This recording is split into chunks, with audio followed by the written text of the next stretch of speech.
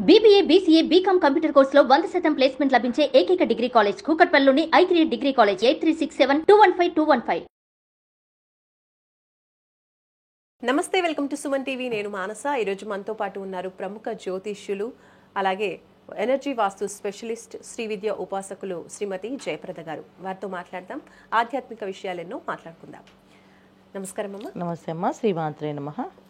అమ్మ, ఇప్పుడు అక్షయ తృతీయ రాబోతోంది. అందరూ కూడా ఆ రోజున బంగారం కొనడానికి ఇంట్రెస్ట్ చూపిస్తూ ఉంటారు. ముందు నుంచే ఆ రోజు కోసం ప్లానింగ్ చేసుకుంటూ ఉంటారు. అయితే పూర్వకాలంలో అక్షయ తృతీయ ఏ విధంగా జరిగేది? అక్షయ తృతీయ రోజు ముఖ్యంగా ఎటువంటి పూజా విధానాన్ని పాటిస్తూ ఉంటారు? తప్పకుండా నాన్న, చాలా మంచి ప్రశ్న. ఎందుకంటే బంగారం కొనడం అనేది ఒక పద్ధతిగా మనం ఏర్పాటు చేసేసుకొని అక్షయ తృతీయ రాగానే మనం కొనుక్కోవాలంటే అది చాలా మంచిదే. ఒక ఇన్వెస్ట్మెంట్ కింద మనకి అది ఉపయోగపడుతుంది. కొనుక్కోవడం అనేది కూడా అది దానికోసం దాచిపెట్టుకొని కొనుక్కునే వాడు కూడా ఉన్నారు. అక్షయ తృతీయ రోజు కొంటే అదృష్టం కలిసి వస్తుంది, అక్షయంగా అవుతాయి అని చెప్పిన వాడు కూడా ఉంది. అది చేయొచ్చు. కాకపోతే అక్షయ తృతీయ రోజు చేసే విధానాలు వేరున్నాయి. అయితే అక్షయ తృతీయ అనేది ఎందుకు వచ్చింది అంటే ఎప్పటికీ క్షీణించింది అని అర్థం. అంటే ఏంటంటే ఎప్పటికీ కూడా అది పెరుగుతూ ఉంటుంది, మంచి చేస్తే ఆ మంచి పెరుగుతూ ఉంటుందని. సో పూర్వం ఏంటంటే అక్షయ తృతీయ రోజు అన్నదానం, తర్వాత కన్యాదానం, వస్త్రదానాలు ఇలా చేస్తుండేవాళ్ళు. ఎందుకంటే అది ఏ రోజుకైనా ఆ కుటుంబాలు కలిసి వచ్చే అవకాశం ఎక్కువగా ఉంటుందని అలాగా దానాలు అనేది ఎక్కువగా చేసేవాళ్ళు అక్షయ తృతీయ రోజు. ఇంట్లో సౌభాగ్యం కోసం ఇంట్లో మహిళలందరూ సౌభాగ్య పూజ చేసేవాళ్ళు. ఇప్పుడు మనం పెళ్లి కూతురు చేసినప్పుడు గౌరీ పూజ చేస్తాం అమ్మవారికి, అలాగే గౌరీ పూజ అందరూ కూడా ఆ రోజు అక్షయ తృతీయ రోజున చక్కగా కుంకుమార్చన చేసి సుమంగళీలందరినీ పిలిచి తాంబూలాలు తగిన సత్కార్యాలు చేసేవాళ్ళు. అంటే వాళ్ళ తాహత తగ్గట్టుగా కొంతమంది బంగారం, వజ్రాలు, వైడూర్యాలు, మహారాణులు పూజలు చేస్తే అందరినీ పిలిచి, మొత్తం రాజ్యంలో స్త్రీలందరినీ పిలిచి చీర తర్వాత నగలు ఇచ్చి పంపించేవాళ్ళు. ఎంత చేస్తే అంత పెరుగుతుంది అర్థం. ఏం చేస్తే అది పెరుగుతుంది అన్ని ఎప్పటికీ తరగకుండా పెరుగుతూనే ఉండేది అక్షయ తృతీయ. సో అలా పెరుగుతూ ఉంటుంది కనుక దానాలు అనేది ఇలాగ ఒక్కొక్క స్థాయి దగ్గర చేసేవాళ్ళు. ఇంట్లో అందరూ స్త్రీలు పూర్వం ఏంటంటే సౌభాగ్యం కోసం ఎక్కువ, ఎందుకంటే ఎప్పటికీ తరగంది, ఎప్పుడు మనకు కావాల్సింది, ఎప్పుడు మనం నిండుగా కనిపించేది సౌభాగ్యం. అది కావాలని అందరు మహిళలు కోరుకునేవాళ్ళమే. ఆ పూజ చేసేవాళ్ళమే. అమ్మవారికి, గౌరీ అమ్మవారికి చక్కగా కుంకుమార్చన అక్షయ తృతీయ రోజున లక్ష్మీ అమ్మవారికి, గౌరీ అమ్మవారికి లక్ష్మీ సహస్రనామంతో కానీ, అదే గౌరీ అష్టోత్తరం కానీ, లలితా సహస్రనామంతో కానీ పూజ చేస్తారు. ఇంట్లో అందరినీ పిలిచి మహిళా మండలందరూ కూర్చొని లలితా సహస్రనామ పారాయణ చేస్తారు. అలాగే కొంతమంది విష్ణు సహస్రనామ పారాయణ చేస్తారు. అంటే ఇక్కడ కొంతమంది లలితమ్మని ఉపాసించే వాళ్ళందరూ లలిత సహస్రనామం, కొంతమంది విష్ణు ఆరాధించే వాళ్ళందరూ విష్ణు సహస్రనామ పారాయణ చేసి చక్కగా అన్నదానం అంటే భోజనం కార్యక్రమాలు చేసేవాళ్ళు. ఇది అక్షయ తృతీయ రోజు చేయాల్సిన విధి విధానాలు.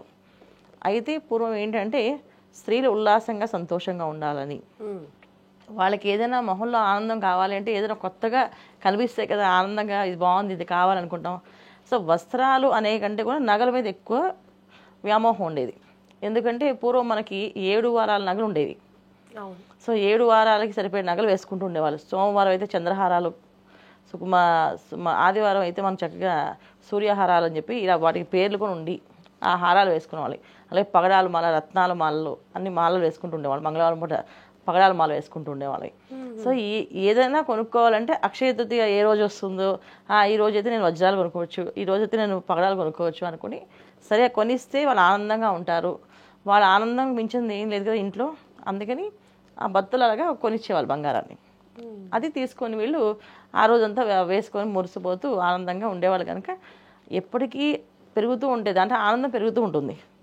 ఆ ఆనందం కోసమే కొనేది. కానీ ఇది వాళ్ళ అక్షయ తృతీయ రోజు బంగారం ఒకటే కొనేది పెట్టేసుకున్నారు. అలా కాకుండా అక్షయ తృతీయ చేసే విధానం ఏంటంటే ఫస్ట్ ఇంట్లో పొద్దున్నే లేచి మనం ఎప్పుడైతే శ్రావణ శుక్రవారం చేస్తాం కదా పూజ, అలాంటి విధి విధానమే అక్షయ తృతీయ రోజుకు చేస్తాం.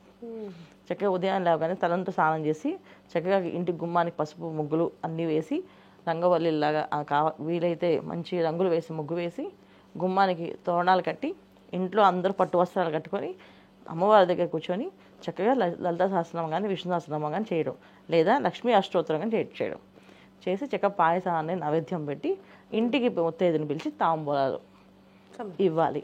సో అలా చేసుకునేది అక్షయ తృతీయ పూజ. సాయంకాలం చంద్రుని చూసి నమస్కారం చేసి చంద్రుడి దగ్గర కూడా కాస్తంత నీళ్లు హారగా పోసి దండం పెట్టుకుంటారు. సో ఇది అక్షయ తృతీయ రోజు చేయాల్సింది.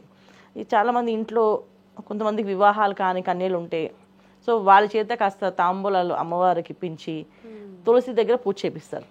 నెక్స్ట్ వచ్చే సంవత్సరం కల్లా నేను సౌభాగ్యవతిగా పూజ చేయాలని నీకు అని చెప్పి ఆవిడ దగ్గర కన్నెపిల్లగా పూజ చేసిన అమ్మాయి సౌభాగ్యవతిగా నేను పూజ చేయాలని మొక్కుకుంటుంది మళ్ళీ అక్షయ తృతీయ వచ్చినప్పటికి. సో అందుకని అలాగా చేపిస్తారు, తులసమ్మ దగ్గర పూజ చేపిస్తుంటారు. కొంతమంది అంటే మగపిల్లలతో చేత ఏంటంటే ఆ రోజు వస్త్రదానం చేపిస్తారు, తర్వాత విద్యాదానం చేపిస్తారు, పుస్తకాలు పంచడము, పెన్నులు ఇవ్వడము, తర్వాత వస్త్రాలు ఇవ్వడము చేస్తే ఏంటంటే ఇటువంటి వస్త్రాలకి అన్నపానాలకి లోటు లేకుండా ఉంటుంది. ఇప్పుడు మగపిల్లల కంటే ఏంటి లైఫ్లో కెరియర్, వాళ్ళు ఉద్యోగం సంపాదిస్తారు కదా, బట్టలైనా రేపు రోజున వాళ్ళు ఏది కొనుక్కోవాలన్నా డబ్బు కావాలి కదా. సో అందుకని అంటే వాళ్ళ చేత ఈ దానాలు చేపిస్తుండేవాళ్ళు ఎక్కువగా. వాళ్ళ చేత పంచేవి ఏంటంటే పుస్తకాలు పంపించే అందరికి ఇచ్చేవాళ్ళు, అలాగే బట్టలు అందరికి ఇప్పించేవాళ్ళు. సో మనకు వచ్చింది మనతో పాటు కాకుండా 10 మందికి ఇవ్వాలి అని నేర్పించేవాళ్ళు పిల్లలకి. సో అలా చిన్నపిల్లలు వాళ్ళు అలా అలవాటు వాళ్ళని నేర్చుకునేవాళ్ళు. ఇంట్లో లడ్డూలు చేసి ఆ రోజు లడ్డూలు అందరికీ తీపి పదార్థం తినిపించేవాళ్ళు. ఎందుకంటే స్నేహం ఎప్పుడు తీయగా ఉండాలి, ఎప్పుడు మాటలు తీయగా ఉండాలి, నోట్లోంచి ఎప్పుడు ఏది మాట్లాడినా అది తీపిగా ఉండాలి తప్ప చేదుగా ఉండకూడదని ఆ రోజు తీపి పదార్థాలని చేసి దాన్ని ఇవ్వడము పంచడం చేస్తారు. ఇలా ఇది చేసుకుంటూ వెళ్ళేది అక్షయ తృతీయ. అంటే ఇన్ని వ్యవహారాలను పక్కన పెట్టేసి ఇవాళ మనం ఒక్కడానికి వెళ్తున్నాం. ఎక్కువగా అక్షయ తృతీయ అన్నప్పుడు కూడా లక్ష్మీదేవిని పూజించడం అనేది చూస్తూ ఉంటాం కదమ్మా. అవును. మరి ఈ రోజు లక్ష్మీదేవి పూజా విధానం ఏ విధంగా చేసుకోవచ్చు అంటారు? ఏ టైంకి చేసుకుంటే మంచిది? గడియలు కూడా ఉంటాయి కదా. తప్పకుండా అమ్మా. అంటే లక్ష్మీ అమ్మవారికి గడియలు అంటే మనకి ఆవిడ చంచల స్వభావం, అంటే నిలకడగా నిలబడదు, ఆవిడ వెళ్ళిపోతుంటుంది. అందుకని ఏమంటే ఆవిడ్ని మానకి వశం చేసుకోవాలన్నా తెల్లవారుజామునే లేచి 6 గంటలకల్లా గుమ్మం దగ్గర ప్రతి గుమ్మం చూస్తుందంట. ఏ గుమ్మం నచ్చితే ఆ గుమ్మంలోకి వెళ్తుంది ఆవిడంట. సో అందుకని గుమ్మం దగ్గర, అందుకే శ్రావణ శుక్రవారం మనం ఎలా పూజ చేస్తాం అది చేయాలి అన్నది. ఎందుకంటే శ్రావణ శుక్రవారం రోజే మాత్రం గుమ్మానికి మంచి అందమైన ముగ్గులు చక్కగా వేసి గుమ్మ పసుపు రాసి అటు ఇటు నిమ్మకాయ చెక్కలు పెట్టి కలసంలో నీళ్లు పోసి ఒక పుష్పం పెట్టి అలా ఏ ఇంటికి గుమ్మం ముందు పూర్ణ కలసంతో ఆహ్వానం ఉంటుందో ఆ ఇంట్లో వస్తుంది. అంటే ఏం చేయాలి మనం అంటే తెల్లవారుజామున లేచి శుభ్రంగా తలంటు పోసుకొని ఆ రోజంతా ప్రశాంతంగా ఇంట్లో ఎవరిని అరవకుండా తిట్టకుండా మాట్లాడకుండా మౌనంగా నవ్వుతూ చక్కగా గుమ్మంలో ముగ్గు వేసి ఆ గుమ్మం దగ్గర ఒక నిమ్మకాయ కోసి ఒక చెక్కని పసుపులో ముంచి ఇంకో చెక్కని కుంకుమలో ముంచి తీసుకుని అటు రైట్ సైడ్లో ఉన్నదేమో అదే మనకి కుడిపక్క భాగాలేమో కుంకుమ రంగు, ఎడం పక్క భాగంలో పసుపు రంగు, ఈ 2 పెట్టి. అంటే గుమ్మం బయట నుంచి చూడాలా అమ్మా? ఇది గుమ్మం మీదే అన్నవి, గుమ్మం మీదే కానీ కుడివైపు ఎడమవైపు అనేది ఏ విధంగా చూడాలి? గుమ్మం బయట నుంచి చూడాలా, లోపల నుంచి చూడాలా? లోపల నుంచేనన్నా, లోపల నుంచి, బయట నుంచి కాదు, లోపల నుంచే పెట్టాలి. కుడివైపు పసుపు, ఎడమవైపు కుంకుమ పెట్టి పూర్ణ కొలసం అంటే చిన్న రాగి చెంబులో నీళ్లు పోసి పుష్పం వేసి ఈశాన్యములో పెట్టారు. పెడితే ఏ ఇంట్లో అలా పొద్దున్నే అలా చేసి ఆ ఇల్లాలు చక్కగా జడ వేసుకొని ఆ తల్లో పువ్వులు ఉండాలి.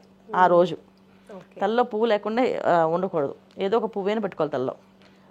మామూలుగా అయితే పూర్వం మనకి మల్లెపూలు, జాజి పూలు పొద్దున్నే పెట్టేసుకునేవాళ్ళు కదా. సో కనీసం ఒక పువ్వేనా పెట్టుకోవాలి. అలా పువ్వు పెట్టుకొని ఆ ఇంట్లో చక్కగా కాళ్ళకి పసుపు రాసుకొని పట్టీల శబ్దం ఉండాలి ఇంట్లో. ఎక్కడ గజ్జల శబ్దం వస్తుందో ఆవిడ ఆ రూపంలో ఆవిడ అక్కడ వస్తుంది. అందుకే మువ్వల పట్టీలు అందుకే పిల్లలకి వేసేది. పిల్లలు తిరుగుతుంటే లక్ష్మీదేవిలా కనిపిస్తుంటారు. లక్ష్మీ ఆకర్షణ పెరుగుతుంది మనకి అని అర్థం. సో ఈ విధంగా మనం పూజ చేసి చాలా బ్రహ్మాండంగా వచ్చే అక్షయ తృతీయకి మనం ఏం కోరుకుంటామో అది ఖచ్చితంగా ఫలిస్తుంది. రైట్ అమ్మ, చాలా చక్కగా తెలియజేశారు అక్షయ తృతీయ గురించి. నిజంగా బంగారం కొనడం గురించి అలా చెప్తూ ఉంటారు, కానీ నిజంగా అక్షయ తృతీయ రోజు ఏం చేయాలి, అమ్మవారిని ఎలా పూజించుకోవాలి, పూర్వం ఏ పద్ధతులు ఉండేవి, ఇప్పుడు ఎలా ఉంది అనేది మాకు చక్కగా తెలియజేసినందుకు ధన్యవాదాలు. నమస్తే అమ్మా, శ్రీమాత్రే నమః. సో చూసారు కదండి, అక్షయ తృతీయ రోజు ఓన్లీ బంగారం కొనుక్కోవడమే కాకుండా ఇలాంటి మంచి అంటే పూజా విధానాలు కూడా పాటించడం వల్ల, లక్ష్మీదేవిని పూజించడం వల్ల అమ్మవారి అనుగ్రహంతో మనం ఎప్పుడూ కూడా సంతోషంతో ఉంటామనేది మనకి గురుగారు తెలియజేస్తూ ఉన్నారు. చూస్తూనే ఉండండి సుమన్ టీవీ. నమస్తే.